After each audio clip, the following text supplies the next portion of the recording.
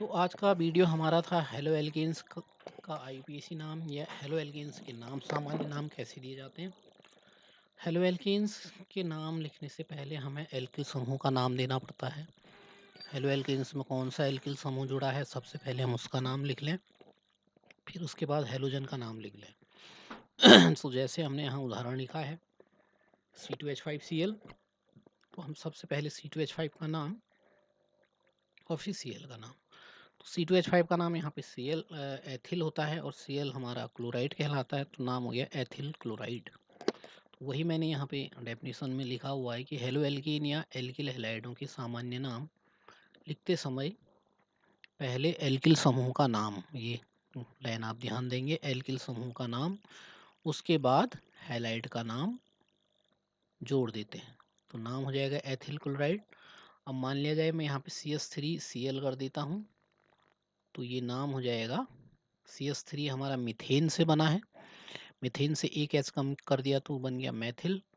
और मान लिया जाए मैं यहाँ पे जोड़ देता हूँ इसमें Br, तो इसका नाम हो जाएगा Maithil bromide, CH3Br Maithil bromide. अब इसी प्रकार से हम हेलो एरिन्स के कुछ व्युत्पन्नों के नाम ऑर्थो, मेटा तथा पैरा, ये सामान्य नाम की भाषा है। हेलो एरिन्स का जो सामान्य नाम है वो ऑर्थो, मेटा, पैरा करके दिया जाता है। तो जब हम बेंजीन की पोजीशन की बात करते हैं तो जहाँ पे इसमें कोई सब्स्टिट्यूट लगा हो या प्रतिस्थापी जुड़ा हो, जैसे Br जुड़ा है, तो ये हेलोजन, ये एरीन्स की पहली पोजीशन हो गई, पहला कार्बन। उसके बाद हम इधर से दूसरा कार्बन गिन सकते हैं या इधर से भी हम दूसरा कार्बन गिन सकते हैं। तो दो मैंने माना यहाँ गिना तो तीसरा मेरा इधर को होगा, चौथा कार्बन यहाँ पर हो जाएगा, पांचवा हो जाएगा इधर और छठा होगा यहाँ पर। तो ये कहलाएगा हमारा ब्रोमोबेंजीन।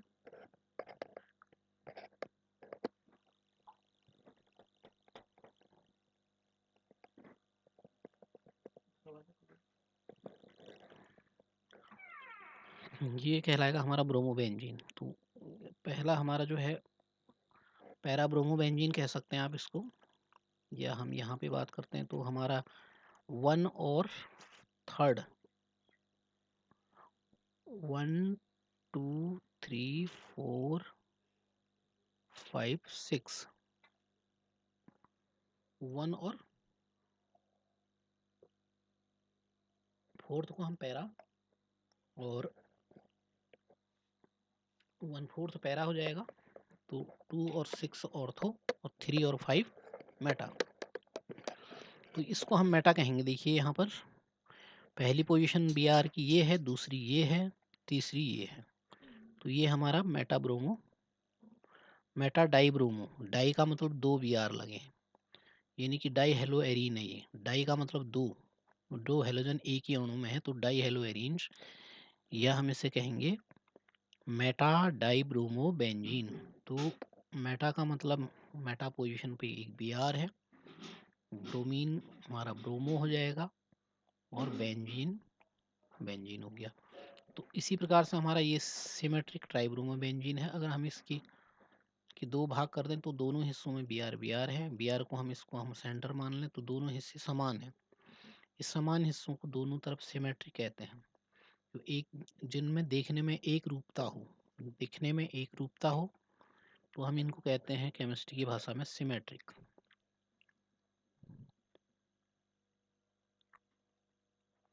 अब आता है हेलो एल्केन्स का आईयूपीएसी नाम। तो यहाँ मैंने कुछ बेसिक चीज़ें समझाने की कोशिश की है जो आपने 11 में अगर नहीं पढ़ी होंगी, तो यहाँ आपको ये चीज़ें पढ़नी हैं और इससे आईयूपीएसी नाम आपको लिखना आ जाएगा। सभी हेलोजन पूर्व लग्न के रूप में लिखे जाते हैं, पहला पॉइंट है। इसका मतलब है कि जहाँ पर भी हेलोजन आपके कार्बनिक यौगिक के सूत्र में दिखेगा, सबसे पहले हम उसी को ही लिखेंगे, उसका नाम लिखेंगे। कार्बन श्रृंखला पर अंकन करते समय द्विआबंध को हेलोजन से पहले वरीयता मिलती है। तो अगर किसी बड़े अणु में अगर डबल बॉन्ड आता है कार्बन कार्बन के बीच में और हेलोजन भी एक सिरे पे जुड़ा है, तो हम डबल बॉन्ड जिधर से नज़दीक पड़ेगा उस तरफ से हम उसमें काउंटिंग करेंगे, अंकना करेंगे या गिनती करेंगे। तो ये अभी मैं आपको उदाहरण से नीचे समझाऊंगा। किसी भी कार्बनिक यौगिक का आईयूपीएसी नाम निम्नलिखित सूत्र के अनुसार दिया जा सकता है। तो कार्बनिक रसायन की महत्वपूर्ण बात यह है कि आप अगर आईयूपीएसी के बेसिक कॉन्सेप्ट को जानते हैं तो आप किसी भी सूत्र को आसानी से लिख सकते हैं, और सूत्र आसानी से लिखेंगे तो आपको समझ में आ जाएगा और रिएक्शन को आप लिखने में गलती कम करेंगे। सबसे पहली बात है कि आपके अभिकारक और उत्पाद, रिएक्टेंट एंड प्रोडक्ट, वो कभी गलत नहीं होंगे। तो इस सूत्र का हमें यूज़ करना आना चाहिए और सूत्र को समझना है कि क्या है इसमें। तो ये ज़्यादा लंबा सूत्र नहीं है, 3-4 पॉइंट इसमें है। सबसे पहले मैंने लिखा प्रीफिक्स, उसके बाद मैंने लिखा प्लस वर्ड रूट, फिर प्लस प्राइमरी सफिक्स और फिर प्लस सेकेंडरी सफिक्स। तो प्रीफिक्स का मतलब है किसी यौगिक का नाम लिखने से पहले जो लगेगा, नाम के पहले लगता है। जैसे हम इंसानों के नाम लिखते हैं, कोई आदमी है तो उसके नाम के आगे श्री लिखा जाता है, महिला है तो उसके नाम के आगे क्या लिखा जाएगा, श्रीमती, और कोई बालिका है तो उसके नाम के आगे कुमारी। इस तरीके से नाम लिखे जाते हैं। तो सबसे पहले हम कार्बनिक यौगिक के नाम में प्रीफिक्स यानी कि पूर्व लग्न हो जाएगा, फिर आएगा वर्ड रूट, शब्दमूल। शब्दमूल से मतलब है कार्बन परमाणु की संख्या, नंबर ऑफ कार्बन एटम कितने हैं, उसमें कितने कार्बन परमाणु हैं उसका नाम आ जाएगा। ये भी आपको बताया जाएगा। जैसे हमारे पास कार्बन एक है तो उसका नाम मैथ से शुरू होता है, उसको हम शब्द रूट वर्ड रूट मैथ बोलेंगे। अगर किसी कार्बनिक यौगिक के सूत्र में हम 2 कार्बन दिखते हैं तो हम उसको एथ कहेंगे, ये आपको याद करने होंगे। अगर किसी कार्बनिक यौगिक के सूत्र के अंदर 3 कार्बन आते हैं तो उसका नाम प्रोप से होगा, और अगर 4 आते हैं तो ब्यूट होगा।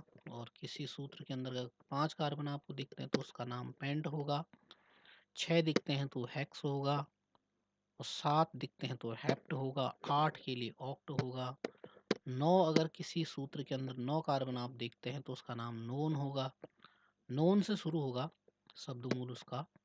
और किसी कार्बनिक यौगिक के सूत्र में अगर 10 कार्बन एटम आते हैं तो उसका नाम डेक होगा। इसी तरीके से अनडेक, डूडेक, इस तरीके से नाम आएंगे। तो अधिकतम ये 20 तक आपकी किताबों में दिए होंगे, तो ज़्यादा आपको 10 तक कंपलसरी याद करना है, 10 से आपका काम चल जाएगा। अब हम बात करते हैं प्राइमरी सफिक्स की। तो प्राइमरी सफिक्स हमारा होता है प्राथमिक अनुलग्न। प्राथमिक अनुलग्न के अंदर हम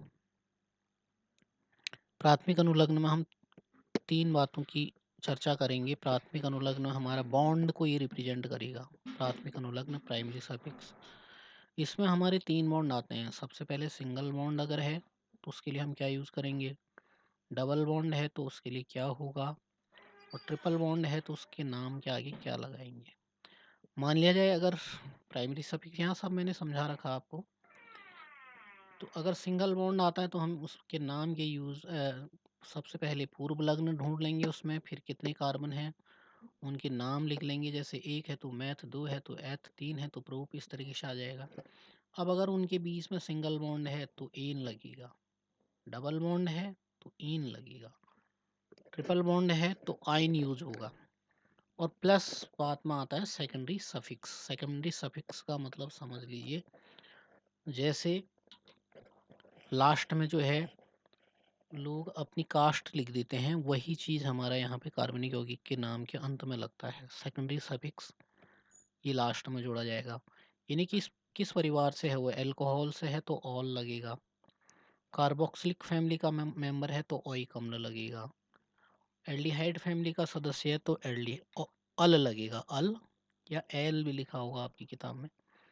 कीटोन फैमिली का सदस्य है तो ओन लगेगा, अमीन से है तो अमीन लग जाएगा।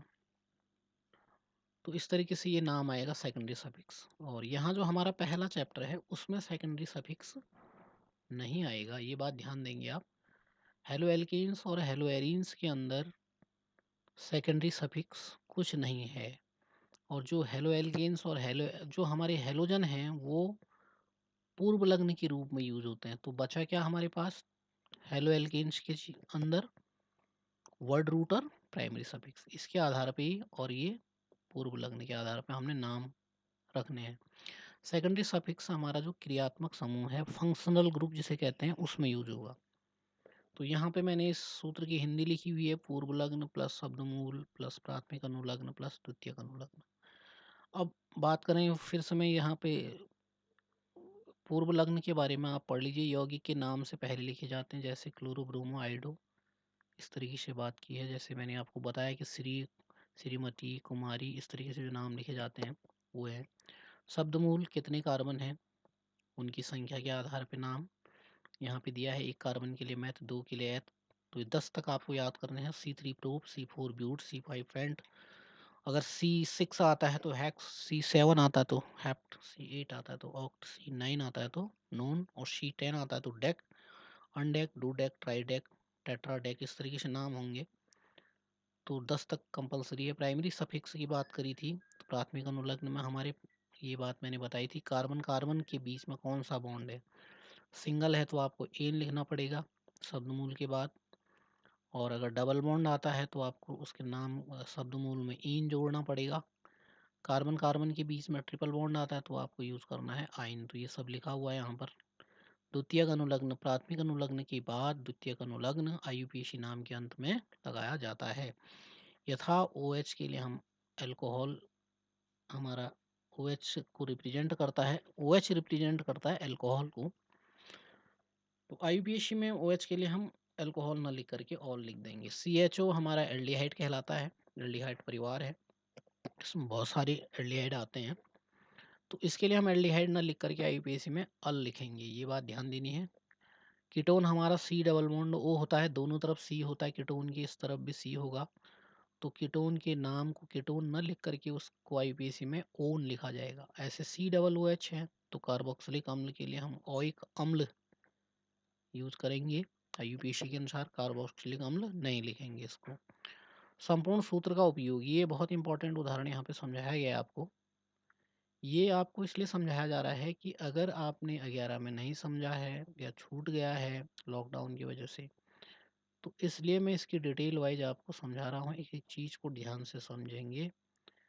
हमारे जितने भी आगे कार्बनिक रसायन के चैप्टर होंगे उन सभी में इसका यूज होना ही होना है। जब तक आपको ये नहीं आता है आप कोई सूत्र को नहीं समझ पाएंगे। तो यहाँ पे एक एग्जांपल मैंने लिखा है, CH3 CHBr CH double bond CH C double OH। इसमें सबसे पहले हमने क्या करना है, सबसे पहले हमने यौगिक का नाम लिखने की नहीं सोचनी तुरंत। सबसे पहले हमने ढूंढने हैं कार्बन, कार्बन कितने हैं और किस तरफ। कभी कभी शाखाएं वाले कार्बन भी आ जाएंगे, ऐसे अणु भी आएंगे जिनमें ऊपर नीचे आड़े तिरछे कार्बन लिखे गए होंगे। जैसे सीधे कार्बन लिखे हैं तो ऊपर को भी लिखे होंगे, नीचे को भी लिखे होंगे। तो इस तरीके के अणु में आपने सबसे पहले देखना है कि कार्बन कितने हैं, और फिर देखना है आपने क्रियात्मक समूह, क्रियात्मक समूह क्या है उसमें। तो यहाँ पे क्रियात्मक समूह दिया है, यानी कि द्वितीयक अनुलग्न है ये, इसका भी यूज है यहाँ पर। हेलो एल्केन्स के केस में मैं बता रहा था आपको कि कोई क्रियात्मक समूह नहीं आएगा, तो उसमें ये कन्फ्यूजन नहीं है।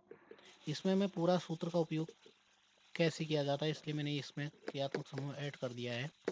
तो यहाँ पे देखोगे आप, क्रियात्मक समूह जिस एंड में, कार्बन देख लिया हमने कि कहाँ को जाना है, फिर हमने देखा कि क्रियात्मक समूह कहाँ पर लगा है। तो जहाँ से क्रियात्मक समूह लगा है उसको हम प्रायोरिटी नंबर 1 की देंगे। प्रायोरिटी का मतलब वरीयता या प्रेफरेंस भी कह सकते हैं। तो फर्स्ट प्रेफरेंस हम उसे देंगे जहाँ पर हमारा क्रियात्मक समूह कार्बन श्रृंखला या कार्बन चेन के साथ जुड़ा हो। तो यहाँ पे इधर से जुड़ा है COOH, तो यहाँ से हम 1 लिखेंगे। उसके बाद वाले कार्बन में 2 लिखा है, फिर 3, फिर 4, फिर 5। तो अब हमने देख लिया कि हमारा क्रियात्मक समूह जो है राइट हैंड साइड में है, वहाँ से हमने गिनती शुरू की और इसमें टोटल कार्बन 5 है। और फिर हमने देखा पूर्व लग्न, जैसे कि हेलोजन की बात कर रहा था, तो हेलोजन पूर्व लग्न के रूप में लिखा जाएगा, यानी कि जैसे नाम से पहले श्री लिखते हैं उसी तरीके से है। तो यहाँ पे हम इसको एज ए श्री के रूप में यूज़ कर रहे हैं। अब यहाँ पे हमने क्या किया,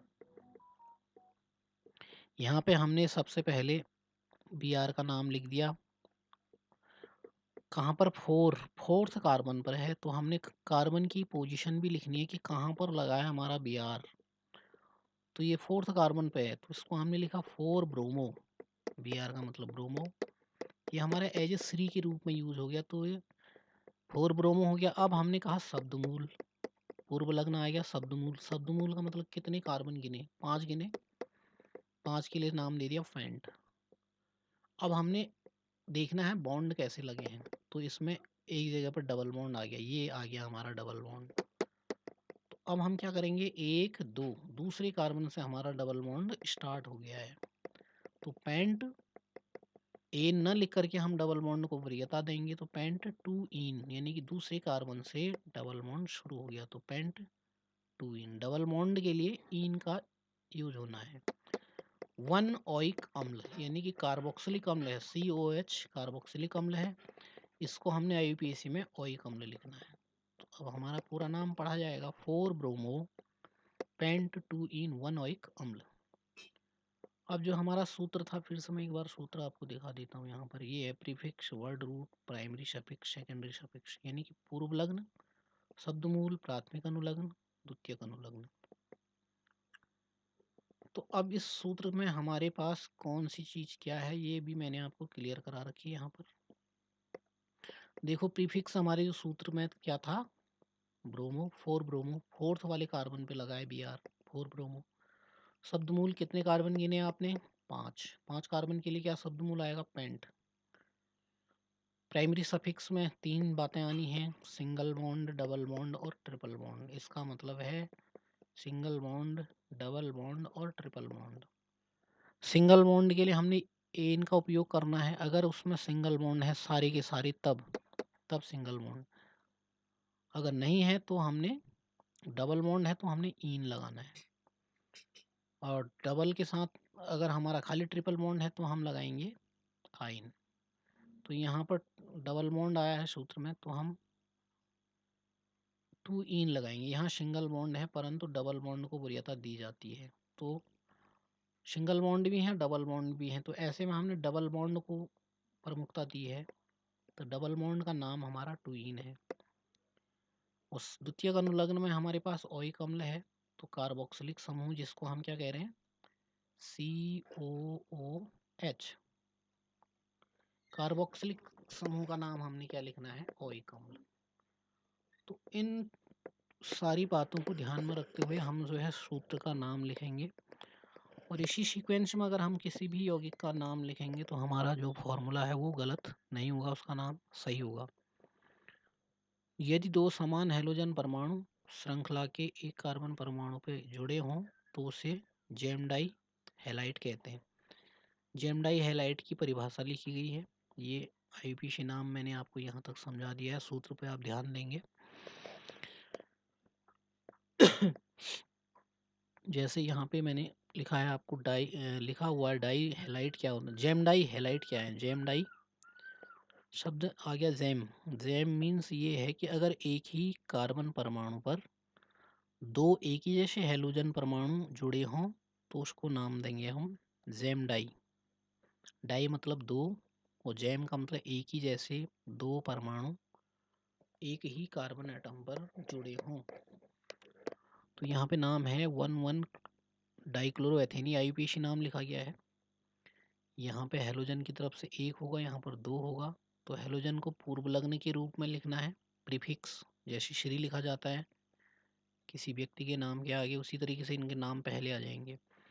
तो 1,1 डाई 2 बार हैं, पहले कार्बन पे हैं, तो 1,1 डाई क्लोरो, 2 क्लोरीन है, कितने कार्बन गिने आपने, 2, तो 2 कार्बन के लिए एथ यूज किया। अब यहाँ सारे सिंगल बॉन्ड हैं, तो सिंगल बॉन्ड के साथ प्राथमिक अनुलग्न जिसे हम कहते हैं वो आ जाएगा एन, तो डाइक्लोरोएथेन। अब इस तरीके से हमारा जो ये सामान्य नाम लिखा गया है एथिलीडीन क्लोराइड या जेम डाई हैलाइड। फिर है बिशिनल हैलाइड, एक शब्द लिखा है यहाँ पर बिशिनल हैलाइड। तो इसकी परिभाषा मैंने यहाँ लिखी हुई है। यदि हैलोजन परमाणु श्रृंखला के दो निकटवर्ती कार्बन परमाणु पर उपस्थित हों, यदि दो हैलोजन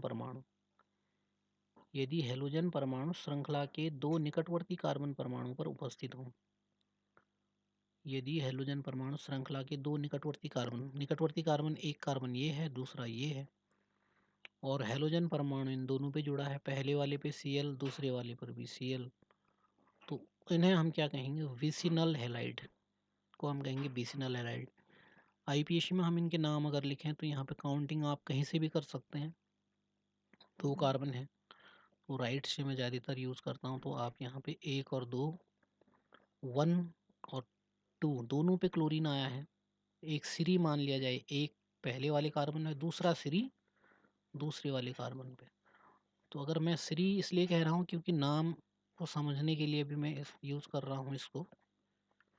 तो 1 2 डाई, डाई का मतलब 2 बार क्लोरो, 2 क्लोरीन है तो 1 2 डाई क्लोरो, और 2 कार्बन के लिए एथ, सिंगल बॉन्ड के लिए एन, तो 1 2 डाई क्लोरो एथेन नाम हो जाएगा। अब फिर हम चर्चा करते हैं आईयूपीएसी नाम की और सामान्य नाम की। तो यौगिक का सामान्य नाम और आईयूपीएसी नाम। सामान्य नाम जो है कॉमन नेम कहलाते हैं, और इनको लिखने के कोई नियम ज़्यादा नहीं होते हैं। जैसे आपका जो घर का नाम, मैं बार बार बताता हूँ कि जो आपके घर के नाम हैं उनको किसी नियम के तहत नहीं रखा गया है। तो उसी तरीके से यहाँ पे है कि जो सामान्य नाम है कार्बनिक यौगिकों के, वो निरर्थक नाम भी कहलाते हैं, जिनका कोई खास अर्थ नहीं होता है। और आईयूपीएसी का मतलब एक विशेष रूल्स के द्वारा किसी यौगिक का नाम लिखा जाता है, तो वो उनको हम कहेंगे आईयूपीएसी। नाम ही इसका फुल फॉर्म ही है international union pure and applied chemistry. ये रसायनज्ञों का एक संघ है जो रूल्स बनाते हैं कार्बनिक यौगिक का नाम कैसे रखना है, उनके नियम होते हैं। तो अब यहाँ पे जैसे सामान्य नाम के लिए मैंने आपको कहा था कि पहले एल्किल समूह का नाम लिखो और फिर हैलोजन का नाम लिख दो। तो यहाँ पे देखेंगे आप, जो हमारा हैलोजन परमाणु है वो वाला कार्बन ये है जिससे हैलोजन जुड़ा है, दूसरा कार्बन है वो, और इसके निकट में 2 कार्बन जुड़े हैं, तो ये है हमारा द्वितीयक कार्बन है। 2 डिग्री, प्राथमिक और द्वितीयक भी समझाया था अभी। तो अगर हैलोजन वाला कार्बन परमाणु दूसरे नंबर का कार्बन परमाणु अपने अगल बगल 2 कार्बन से जुड़ा है, पहला और तीसरा कार्बन, तो हैलोजन परमाणु वाला कार्बन बीच में आ रहा है, तो इसको हम कहेंगे द्वितीयक, सेकेंडरी। इंग्लिश में हम इसको कहेंगे सेकेंडरी। अब एल्किल समूह क्या है हमारा, 1 2 3 4 कार्बन है, तो ब्यूटेन से बना होगा, ब्यूटेन से एक एच कम हो गया, ब्यूटेन का सूत्र हुआ C4H10।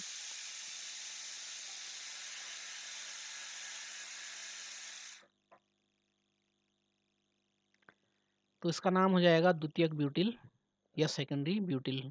आईयूपीएसी 1 2 3 4, तो नाम हो जाएगा 2 क्लोरोब्यूटेन, 2 क्लोरोब्यूटेन। यहाँ से गिनती की 1 2 3 4, दूसरे वाले कार्बन पर हमारा हैलोजन परमाणु आया तो नाम हो गया 2 क्लोरोब्यूटेन। और इसी तरीके से नाम यहाँ पे देखिए, नियो है, नियो किसे कहेंगे हम, अगर एक कार्बन 5 कार्बन निकटवर्ती 5 कार्बन से जुड़ा हो, बीच वाला कार्बन 5 कार्बन से जुड़ गया तो नियो लग जाएगा इसके नाम के आगे। तो 5 कार्बन हो गए, 1 2 3 4, और बीच वाला कार्बन 5, तो ये सामान्य नाम हो जाएगा नियोपेंटिल, नियोपेंटिल, और बी आर को ब्रोमाइड, नियोपेंटिल ब्रोमाइड। अब आईयूपीएसी नाम में हम ऐसे तुक्का नहीं लगाते हैं, उसमें हम देखेंगे कार्बन श्रृंखला का चुनाव करेंगे। तो लंबी कार्बन श्रृंखला हमारी बननी है, यहाँ से 1 2 3, एक पेड़ टाइप का हो गया, ये सीधा पेड़ हो गया हमारा, ये इसकी शाखाएं होगी। CH3 ऊपर नीचे 2 जुड़े हैं तो ये शाखाएं होगी। तो हम सीधे पेड़ में चलेंगे, पहले 1 2 3 कार्बन, तो शब्द मूल हमारा बनेगा प्रोप। तो हम नाम लिखेंगे हम इसका 1 ब्रोमो, पहले कार्बन पे Br है तो 1 ब्रोमो, और दूसरे वाले कार्बन पे 2 CH3 लगे हैं, ऊपर नीचे 2 शाखाएं हैं, तो इनको नाम देंगे हम मैथिल।